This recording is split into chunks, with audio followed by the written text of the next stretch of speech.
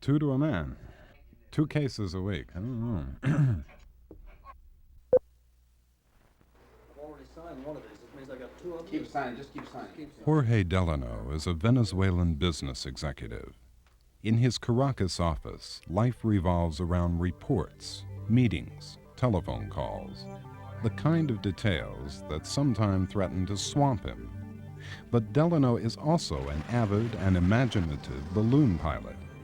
During the next 5 days, he will lead an expedition to the Caribbean, which will test his organizational skills, his physical courage, and his sense of humor.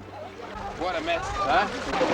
Well, my friends think I'm absolutely crazy. I should be playing golf or playing bridge or something in the country club, not doing all these things which I feel is great. For what Délano loves most to do is to fly hot air balloons over the wildest and most beautiful parts of his country.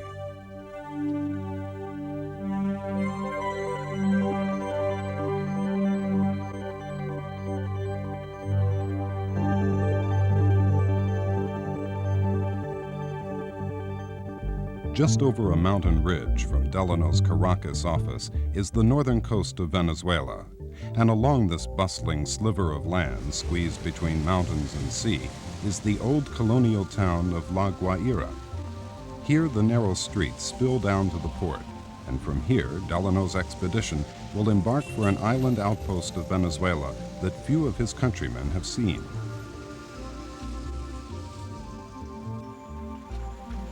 Délano's 2 balloons and all of the expedition's food and supplies for a week are being loaded aboard this vintage scow, the Guamache. In the dead of night, she slips anchor and maneuvers out of the port. She has a shallow draft for maneuvering among the islands and an open, uncluttered deck.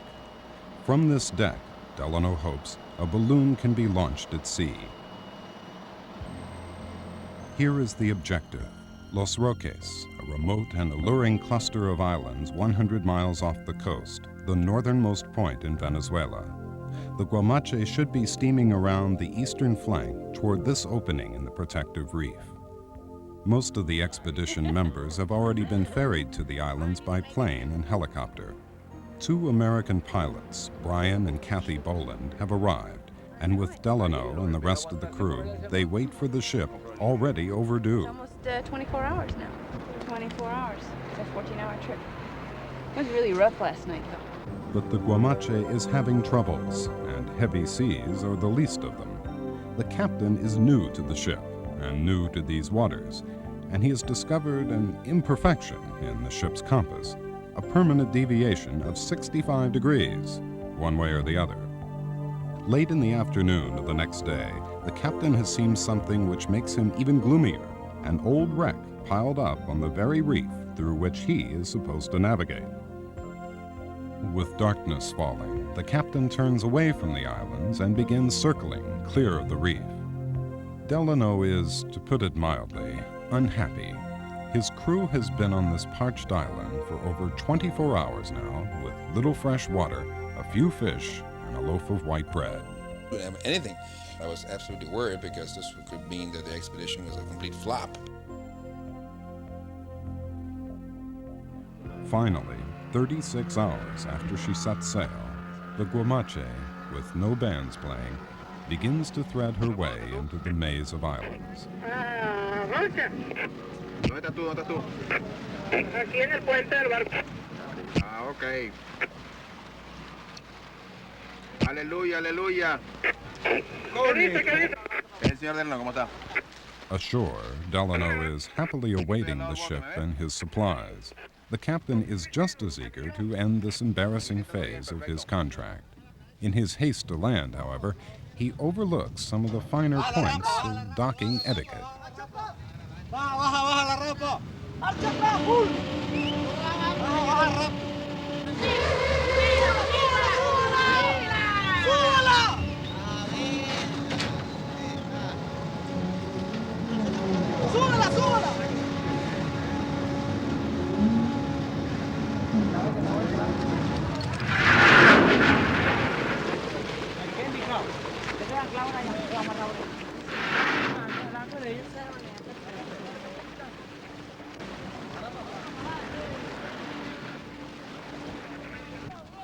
Délano personally ties up the ship. He cannot afford to lose her now.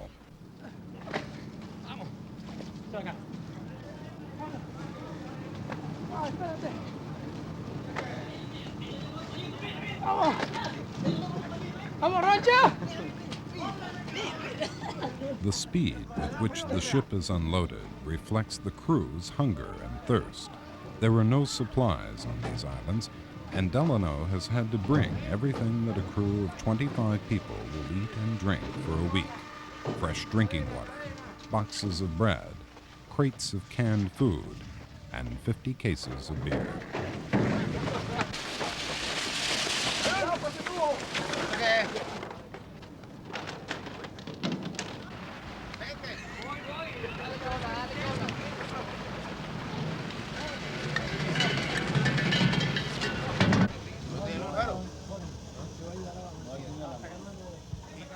The question remains, can the ship perform as she will have to? A conference on the bridge reveals Délano's frustration and the captain's reluctant agreement to continue.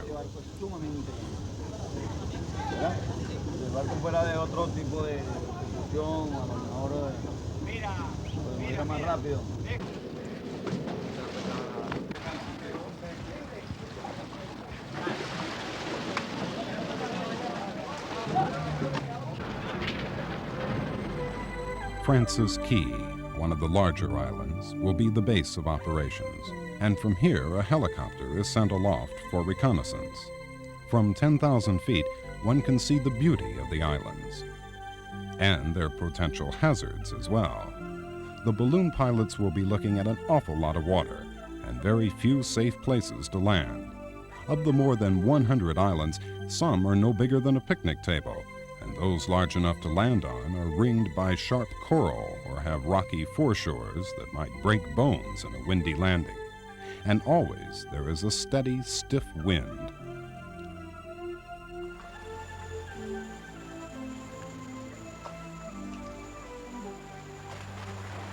From a handful of villages, the local fishermen set their nets and lobster traps, then sell what they catch back on the mainland or to island visitors. Over lunch prepared by girls from the island, it becomes clear that a water landing is a real possibility. Délano and the Bolands decide to try a test flight and a test rescue.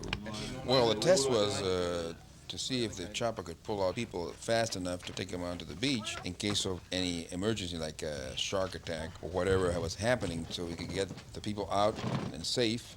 Ahora hay que decirle a los tipos de los peñeros entonces para fondearlos aquí al lado cuando me consigan el otro. Ajá. Y ver cuántas cestas nos caben. Si nos caben todas en uno o hay que llevar dos peñeros.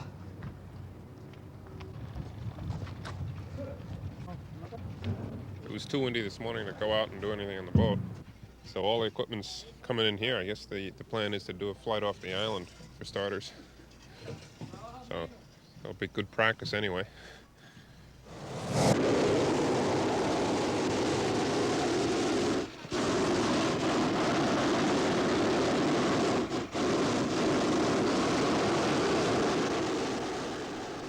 In principle, the test should be simple. Get the balloon aloft, fly it a few hundred yards across the base island, and then ditch it in the water near shore.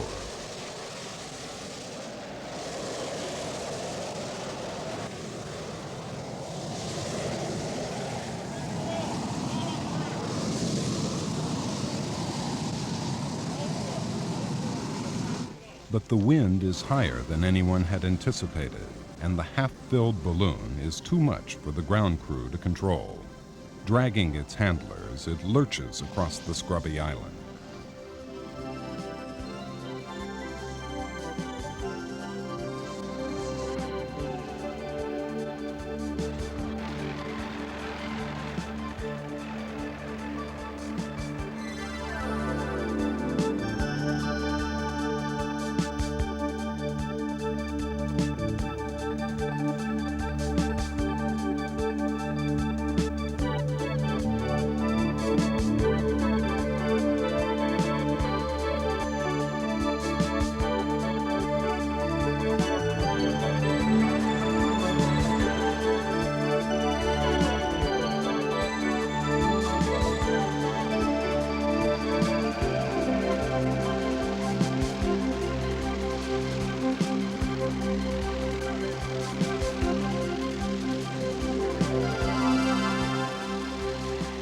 all the support aircraft the expedition can muster are aloft, and the scene from the beach seems frantic.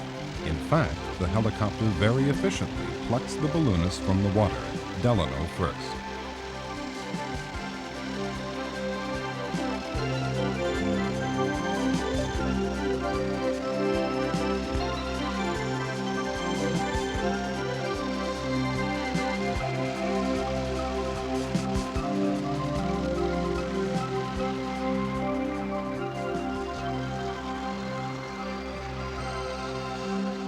The life harnesses work.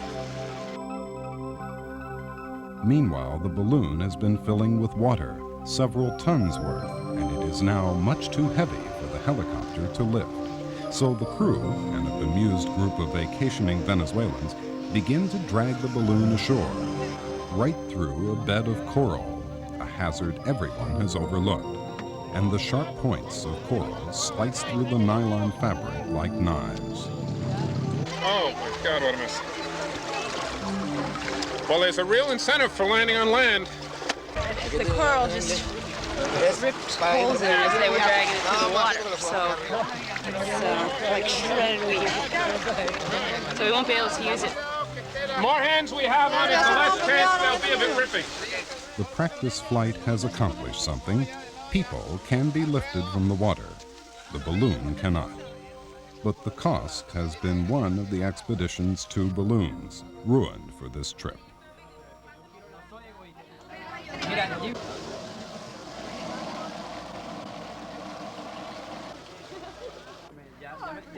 At dinner that night, like the pause between the scrimmage and the real game, there is a nervous excitement.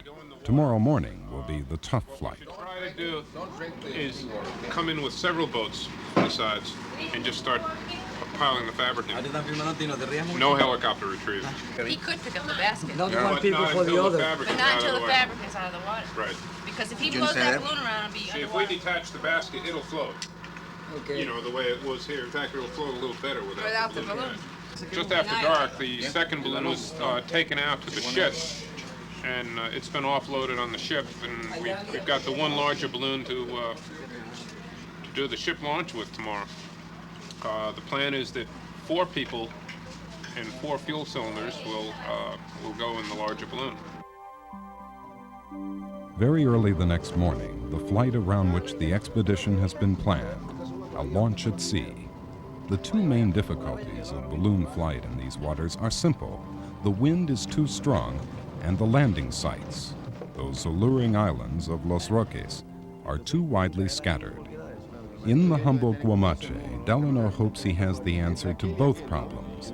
The boat can be positioned to launch the balloon in a direction from which a hospitable landing site will likely fall across its path.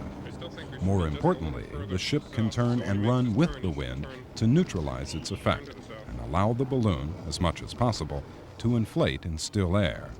This, at least, is the theory. All of Délano's planning will pay off here. Life harnesses are checked and checked again. There is no room here for the comical miscalculation that colored last night's test flight. Never a launch from something like this. Should be pretty exciting. How are the winds today? Very strong. Probably blowing a good 20, maybe 25 knots. So. They belong towards the island that you want to go to? The direction's good. Yeah, we're not in a bad position. I think we got a choice of about 4 islands out there that we might run into. And a lot of water. A lot of water, right, between them, beyond them. But we're not 100% sure yet we're going to get it off the deck of this thing. You know, just going to take it step at a time. Try not to kill ourselves. The balloon must rise cleanly and perfectly from the deck, and the ground crew must be able to control it as it swells. Be a first. Maybe. Maybe we'll get to try it again. The trial of the Angel balloon was a letdown because, of course, we didn't think that the balloon was going to go down that fast. And we thought the chopper could pick it up being a small balloon. We were wrong on that side, and we knew at that moment we should not land on water.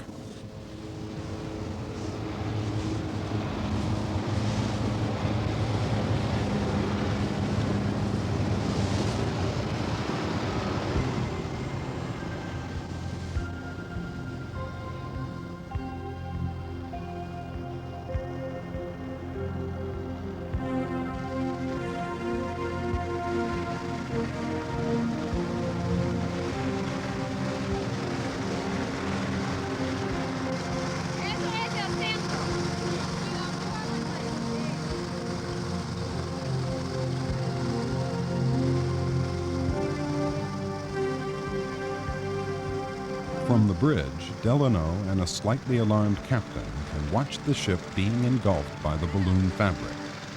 But for the pilots on deck, the real concern is whether the Guamache can match the speed of the wind. Really get it going. Let out. That's it. That's it.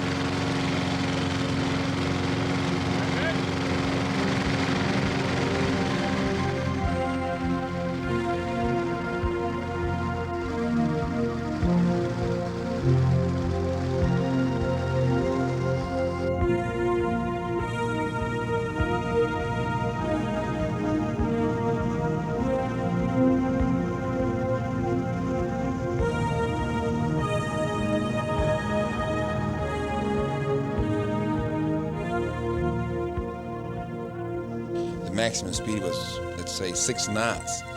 And with the wind and the currents, it was very difficult for the captain to maneuver into the channels between the island. He was absolutely scared to go in those waters we didn't know. So I had to be there with him all the time to assure him that to get the balloon aloft, he had to get the ship at the maximum speed.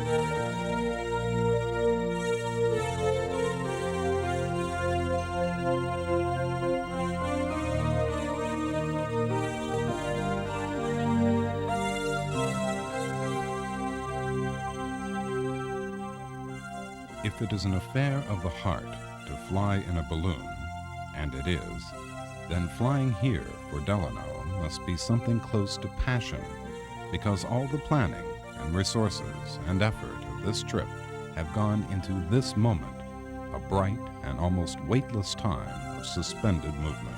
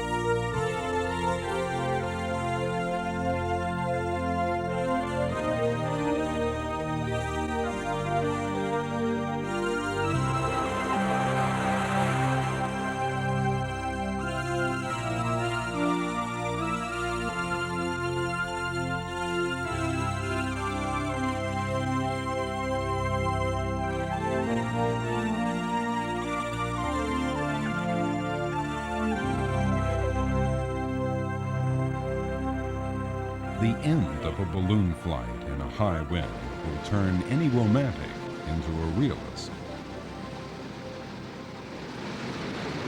Hang on. Hold tight and watch it. Okay. Watch the neck. Get a little more. Pretty good. But we are down. I had no troubles about flying in the wind. I had no troubles about landing in the wind, whether it was in the water or on the island. But getting the balloon off the ship was my biggest concern. Once we were off the boat, the flight was just it was fast. It was over a lot of water. We were hoping to hit the first island that came to us, which we did. Despite being dragged through 20 yards of thorn brush, it was a flawless flight and a landing as precise as anyone could have hoped for.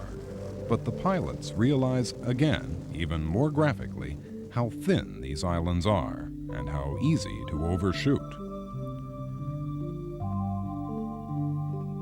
Ballooning is an early morning sport, and when the adrenaline stops pumping at 8 o'clock in the morning, one faces a day of anticlimax.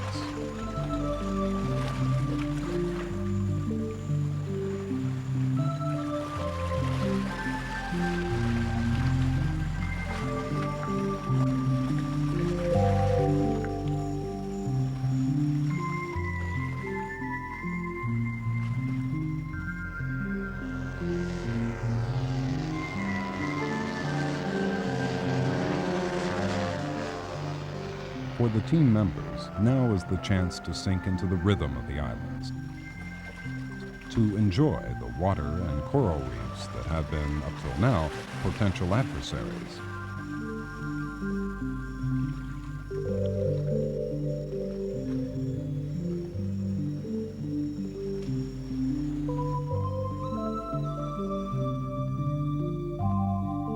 As the afternoon wears on, Délano feels the urge to fly again, to take advantage of a promising wind which should allow him to hop from the base island to this one, Gran Roque. There is a relaxed air to the preparations because there are a number of islands nearby in case the balloon misses its first landing spot.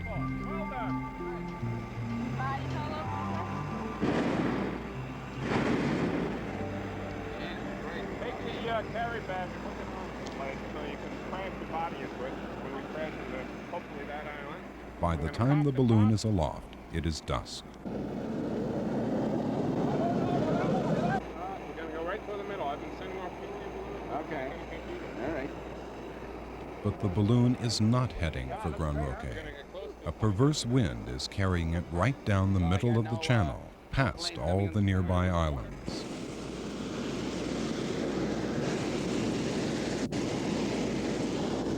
Sure glad I brought my sunglasses. We're going down fast. In an attempt to slow the balloon and perhaps skew its path toward an island while there is still some light, Bryan Boland dips the basket into the sea for a long moment.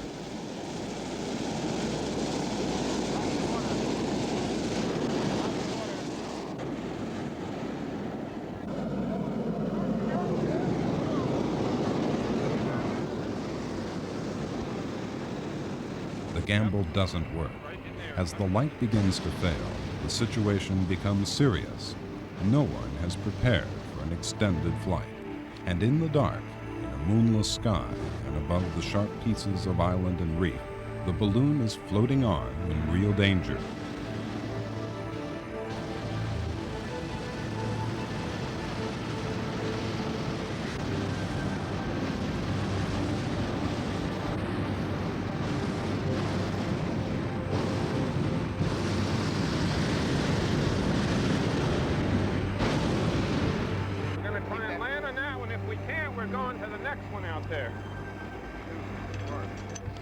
Underneath the balloon, chase boats, manned by the ground crew and local fishermen, are racing through their own nightmare.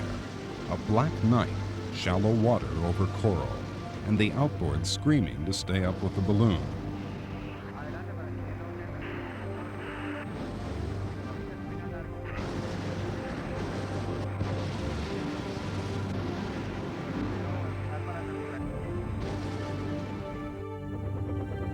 Above and around the balloon, the chase helicopter hovers, darting ahead to try to find an island wide enough to land on. It too is flying at risk in the dark.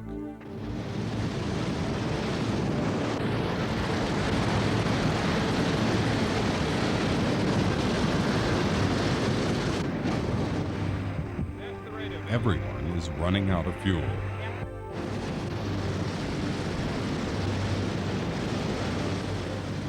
Finally, after an hour and a half, the sharp pencil light of the copter picks out the shape of an island. If the balloonists do not try to land now, they may fly completely clear of the islands into open water.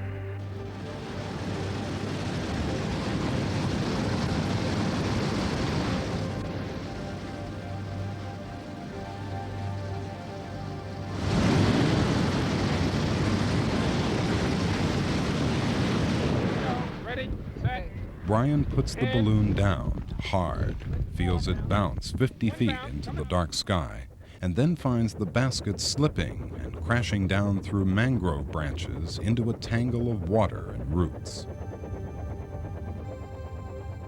So it was really quite a nightmare for a moment there. But I think it was well taken care of. I think that the people who we had in our team was very efficient and they made a good job at it. But I would say that there was nothing else that crossed my mind at the moment, just to make sure that everybody was safe.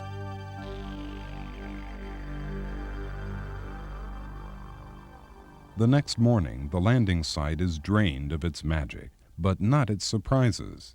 The balloonists can see how closely they missed a rocky beach, how far they bounced, and how near they came to missing land altogether. If the chopper didn't show us where to land, we would be in deep trouble. We had to land just on the water, whatever happened. So it's been quite an adventure.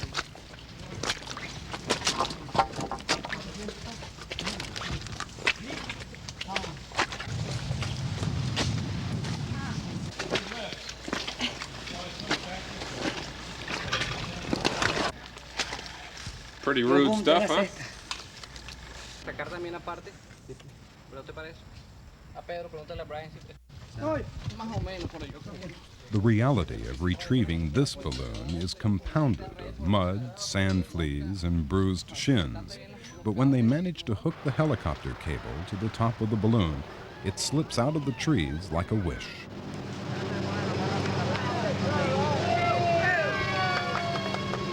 For the Bolands and Délano, after all they have risked to fly here, the question is not whether they will fly again. The question is simply when. Well, it's out. All set. Looking forward to going back to Caracas for a nice clean shower. Cerveza. This one, the honest one to visit? I don't know.